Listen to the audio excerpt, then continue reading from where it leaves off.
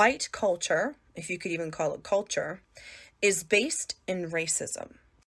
It was a narrative created by colonizers, like my Portuguese ancestors, in order to justify what they were doing to other people on the continent of Africa and even here in North America. And the narrative was that we white people were better than all other races. And they did so through Christianity. They took the Bible and different scripture verses, twisted it around in order to fit the narrative of colonialism and white supremacy, and also the patriarchy.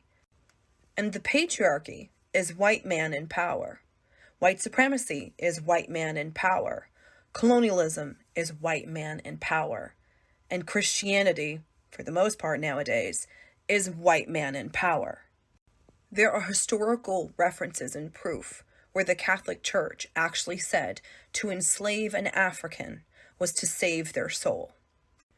The kidnapped and enslaved Africans that were here in North America were preached different scripture verses than were actually in the Bible. And that's why they weren't allowed to read. Because if they could read, then they could see that these scripture verses were incorrect and they couldn't be controlled anymore by this white God. And white people, we didn't identify as white until colonialism. We identified as Portuguese, or Latvian, or German, or Italian, or French.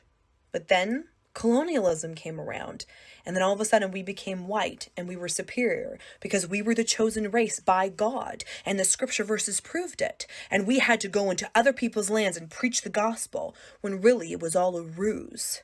It was all an excuse to go in and rape and pillage the land and the people and the cultures. So when I say that white culture is based in racism, it's based in racism.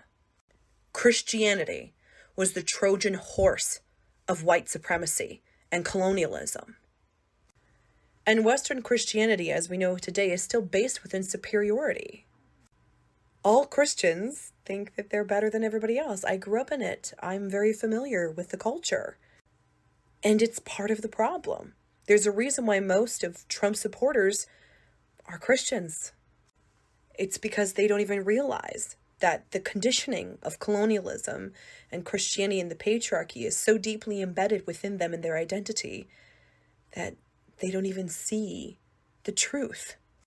Christianity is based in superiority, in white superiority, in white culture, which is all based in racism. It was a narrative created by colonizers, like my Portuguese ancestors. Start here. Two brothers, Ibn Yahya Negro. I want y'all to see his last name, Negro, meaning black. Also frequented the court of Lisbon. They were sons of a certain Don David, who had recommended them not to invest their rich inheritance in real estate, for he saw that banishment was in store for the Portuguese Jews. So now we'd already came from Spain. We left from Spain because they were forcing us to worship Antichrist, this white image of Christ. We went to Portugal.